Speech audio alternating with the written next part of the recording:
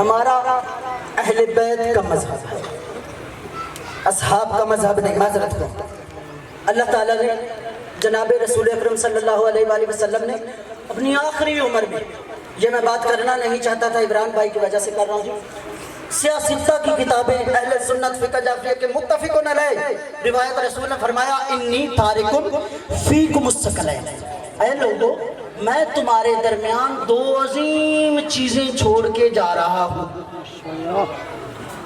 بسم اللہ۔ جی جی نہیں جی میں نے کہا جی میں اہل بیت کا کہہ رہا ہوں، ہم اہل بیت والے ہیں، اصحاب والے نہیں ہیں، شاید ہمارے بھائی کی دل آزاری ہو جائے۔ جی بسم اللہ کریں میں جی بر محمد والے محمد صلی اللہ علیہ وسلم۔ رسول نے فرمایا میں دو عظیم چیزیں چھوڑے جا رہا ہوں، اطرت، ایک میری اطرت میری اہل بیت، اور دوسرا قرآن، یہاں تک کہ اگر تم ان دونوں کو تھامے رکھو گے تو کبھی قیامت تک گمراہ نہ ہوگے۔ کوئی بندہ، میں چیلنج کرتا نہیں ہوں لیکن کر رہا ہوں، کائنات میں کوئی مولوی یہ نہیں بتا سکتا کہ رسول نے کہا ہو میں قرآن کے ساتھ صحابہ کو چھوڑ رہا ہوں، قرآن کے ساتھ اصحاب کو چھوڑے جا رہا ہوں، فرمایا میں قرآن کے ساتھ اہل بیت کو چھوڑے جا رہا ہوں۔ صحابہ ہمارے لیے واجب الاحترام ضرور ہیں لیکن واجب الاطاعت نہیں ہیں۔ آپ جی صحابہ صحبت سے نکلا اور اہل بیت اور صحابہ صحبت، جس طرح یہ چادر یہ میری صحبت میں ہے، میں نے آپ کے سامنے پہلے اوپر رکھی تھی، اب یوں نیچے رکھی، یہ صحبت میں تھی، اب صحبت ختم۔ یہ تسبیح میری صحبت میں ہے، یہ تسبیح میں نے رکھ دی، صحبت ختم۔ یہ کپڑے، جیکٹ، رومال، موبائل، یہ ساری چیزیں میری صحبت میں ہیں، میں انہیں خود سے جدا کر سکتا ہوں، لیکن کوئی بندہ بتا دے کسی نے کبھی اپنا کان خود سے جدا کیا ہو؟ کیا بات ہے، آپ سلامت۔ کسی نے اپنا کان، اپنا ہاتھ کی کوئی انگلی، ناک، زبان، کوئی چیز الگ کی ہو کبھی؟ یہی ہے اہل بیت اور یہی ہے صحبت۔ جو رسول سے ہٹ کر بھی زندہ رہ سکے انہیں صحبت والے کہتے ہیں، انہیں صحابہ کہتے ہیں، اور جو رسول کے ساتھ ایسے ضم ہو جیسے انسان کے ساتھ اس کے اجزاء ہے انہیں اہل بیت کہتے ہیں۔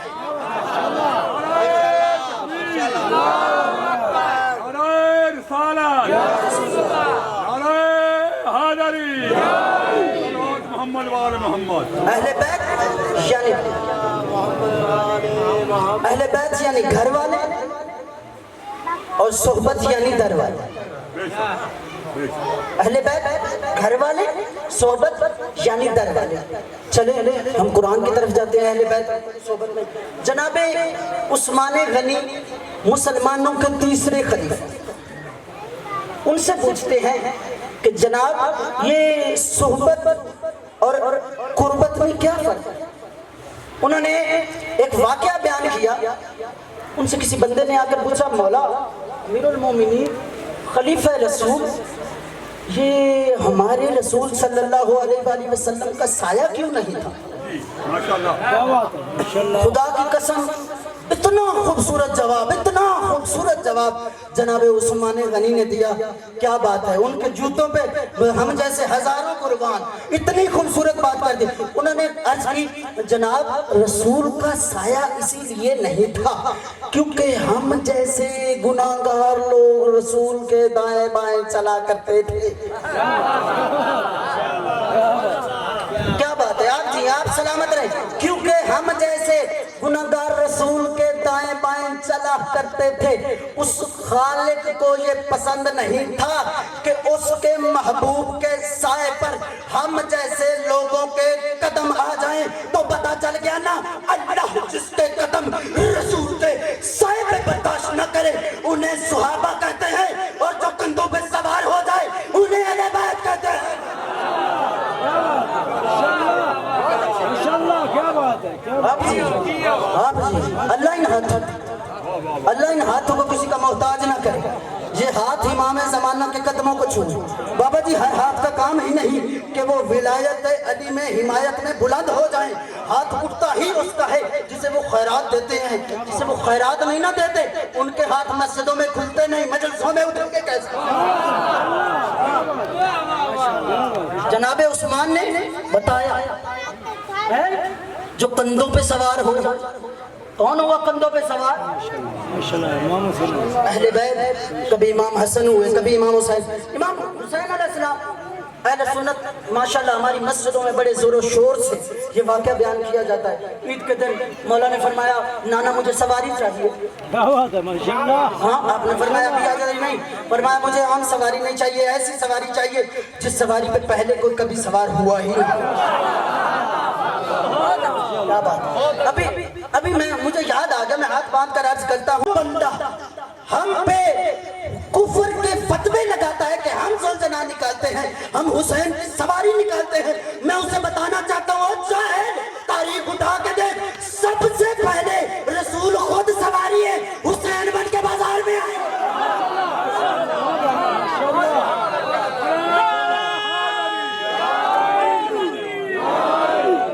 اگر حسین کی سواری دیکھ کے تمہارے نکاح ٹوٹتے ہیں نا تو پھر صحابہ جو تک کسی دا نکاح رہا ہی کوئی نہیں.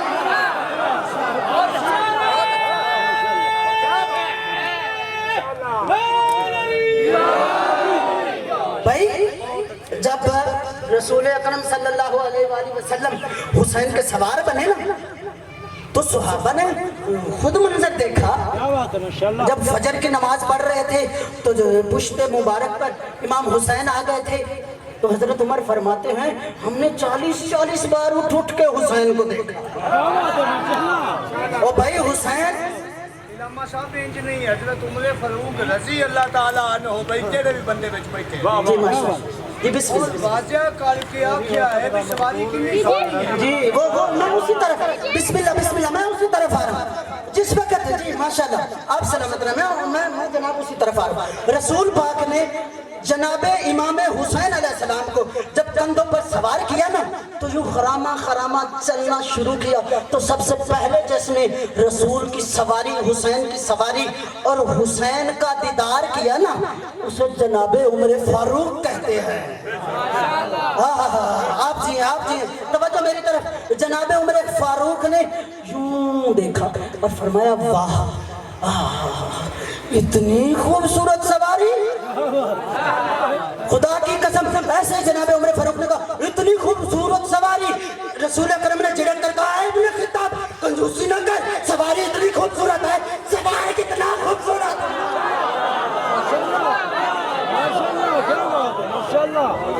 ماشاءاللہ نعم الراکب. انہوں نے کہا کیا سواری کو چھوڑ, سوار بھی تو دیکھ کتنا خوبصورت ہے.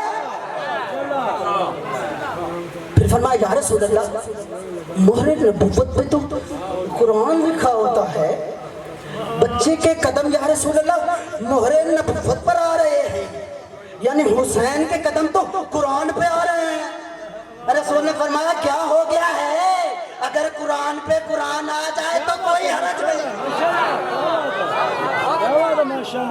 اگر قرآن پہ قرآن آ جائے تو کوئی حرج نہیں. حسین کی سواریاں روکنے والوں, یہ ذی الحجہ, یہ محرم سے پہلے حج والا مہینہ گزرا ہے نا.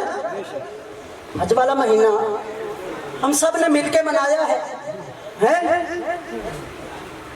گوشت قربانی کا جناب سنی کے گھر میں ہے, وہ شیعہ کے گھر میں بھیج رہا ہے. جناب شیعہ کے گھر میں ہے, وہ سنی کے گھر میں بھیج رہا ہے. وہابی جناب شیعوں کے گھر, سنیوں کے, کسی کو کوئی مسئلہ نہیں ہے, کوئی حرج نہیں ہے. یہ شہروں میں جائے نا چھوٹی چھوٹی گلیوں میں اتنے زیادہ بکرے ہوتے ہیں کہ گزرنے کی جگہ ہی نہیں ملتی. کیا بات ہے, اتنے زیادہ بکرے, اتنے زیادہ قربانی کے جانور ہوتے ہیں. میں پوچھنا چاہتا ہوں جی شبی کیا بات ہے, آپ سلامت رہیں. اتنی یہ بکرا کیا ہے, یہ دمبا کیا ہے؟ یہ دمبا، یہ بکرا اس دمبے کی شبیہ ہے جو اللہ نے آسمانوں سے نازل کیا تھا جناب اسماعیل کی جگہ پر۔ سمجھ رہے ہیں نا؟ یہ بکرا، یہ اونٹ، گائیں، بھیڑ، بکریاں، یہ جو ہم ذبح کرتے ہیں نا، یہ شبیہ ہے اس جانور کی جو جناب اسماعیل کی جگہ کام آیا تھا۔ اسے ہم جناب بازاروں میں لے کر پھر رہے ہوتے ہیں، پتہ چل گیا نا جو جانور کسی بھی حجت خدا کے کام آئے اسے بازاروں میں نکالنا ضروری ہو جاتا ہے۔ پتہ نہیں آپ کہاں بیٹھے ہیں، اسے بازاروں میں نکالنا ضروری ہو جاتا ہے۔ میں پوچھنا یہ چاہتا ہوں، ہاں بندے اعتراض کرتے ہیں جناب یہ ذوالجناح کا بہاریں پکڑی ہوتی ہیں پورے بازار میں پھر رہے ہوتے، یہ ذوالجناح کیا وہی ذوالجناح ہے جو امام حسین جس پر سواری کیا کرتے تھے؟ تو ہم عرض کرتے ہیں بھائی یہ بکرے جن کا تم اتنا احترام کر رہے ہو، کیا یہ وہی بکرا ہے جو اسماعیل کے کام آیا تھا؟ جناب میں آپ کو آخری جملہ کہنا چاہتا ہوں، پھر میں اپنے موضوع کی طرف چلا جاؤں گا۔ محرم سے پورا 1 مہینہ پہلے شبیہیں بازاروں میں آ جاتی ہیں اور کسی کا نکاح بھی نہیں ٹوٹتا۔ پورا مہینہ پہلے شبیہیں بازاروں میں آ جاتی، کسی کا نکاح نہیں ٹوٹتا۔ کیا وجہ ہے؟ صرف حسین کا گھوڑا۔ ابھی دیکھیں بازاروں سے کتنے گھوڑے آپ نے گزرتے دیکھیں، کسی نے روکا کبھی؟ کیا وجہ ہے؟ جیسے ہی چند مخصوص لوگ امام حسین کا تذکرہ کرتے ہیں، ذکر اہل بیت کرتے ہیں، ایک جناب ذوالجناح کو سجا کر باہر لے کر آتے ہیں، کئی لوگوں کو پتہ نہیں کہاں سے ابال اٹھتے ہیں۔ جناب یہ وجہ تلاش کرنی چاہیے نا ہمیں یار، ہزاروں لاکھوں گھوڑے آپ گزرتے دیکھتے، کسی کو کبھی نہیں روکا، صرف ایک گھوڑا نظر آتا ہے، اس کو روکنے کے لیے سارے دوڑ پڑتے۔ او جناب پنجابی میں آکھاں جنوں دوئی واری گھروں سالن نہیں نہ ڈیندا وہ بھی سواری روک کے آیا کھلا۔ جناب یہ علامہ ناصر صاحب خدا ان کے درجات بلند کرے، یہ جملہ وہ پڑھا کرتے تھے، وہ کہتے تھے جب یہ پاکستان اور ہندوستان الگ الگ تھے، ایک تھے، یہ پاکستان اور ہندوستان علیحدہ نہیں ہوئے تھے نا، تب جناب ایک جرنیل کی ڈیوٹی لگا دی حکومت نے کہ 10 محرم کو نا بڑا جھگڑا ہوتا ہے شہر میں، بڑے لڑائیاں ہوتی جناب، بڑے دنگے فساد ہوتے ہیں، تو آپ اس کی ڈیوٹی لگا دی، کہا جی تمہاری ڈیوٹی جو ہے نا وہ ہے جب ذوالجناح نکلے نا تو سائڈوں پہ مکمل سیکیورٹی الرٹ کر دیں۔ کیوں جی؟ تاکہ جھگڑا نہ۔ سیانا بندہ اس نے سوچا یہ کیا وجہ ہے، گھوڑا نکلتا ہے جھگڑا شروع ہو جاتا ہے۔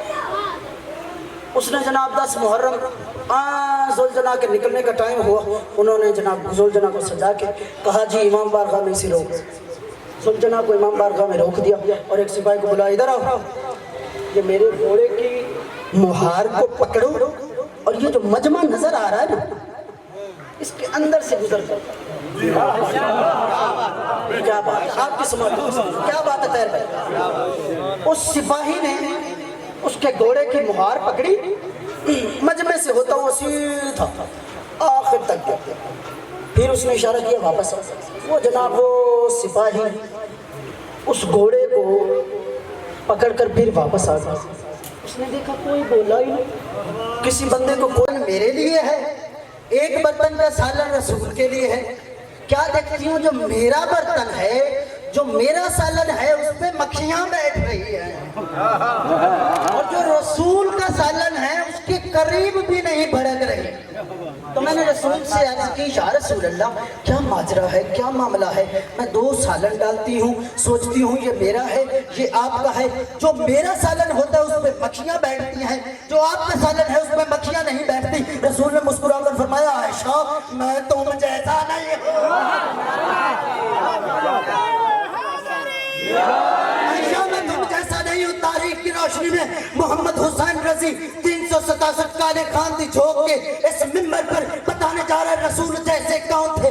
خدا کی قسم فتح مکہ کے بعد رسول نے تمام मुसलमान ने भाइयों को आपस में भाई बनाया, जिनकी नियत मिलती थी, जिनकी ज़हनियत मिलती थी, जिनके इरादे मिलते थे, जिनके किरदार मिलते थे। हजरत अबू बकर का हाथ पकड़ा, हजरत उमर के हाथ में दिया, ये तेरा भाई है, तू इसका भाई है। हजरत उस्मान का हाथ पकड़ा, हजरत तलहा के हाथ में दे दिया, ये तेरा भाई है, तू इसका भाई है। खुदा की कसम तारीख गवाह है, अली मस्जिद के कोने में बैठकर रो रहे थे। अहले सुन्नत की किताबों में लिखा है, अली रो रहे थे कि उसको उसका भाई बना दिया, उसको उसका भाई बना दिया, मुझे किसी का भाई नहीं बनाया। रसूल पाक को किसी ने खबर दी, इसी तरह तवज्जो मेरी तरफ, रसूल पाक को किसी ने खबर दी, या रसूल अल्लाह अली रो रहे हैं, मुझे किसी का भाई क्यों नहीं बनाया। रसूल पाक चलते चलते वहां पहुंचे, मस्जिद के एक किनारे में अली बैठे थे, रो रहे थे। तारीख कहती है रसूल अकरम सल्लल्लाहु अलैहि वसल्लम को ने यूं अली के बाजुओं को पकड़कर बुलंद किया, मट्टी को झाड़ा, माथा चूम के सीने से लगा कर कहा, अगर इनमें कोई तेरे जैसा होता तो उसका भाई। बहुत अच्छे यार, बहुत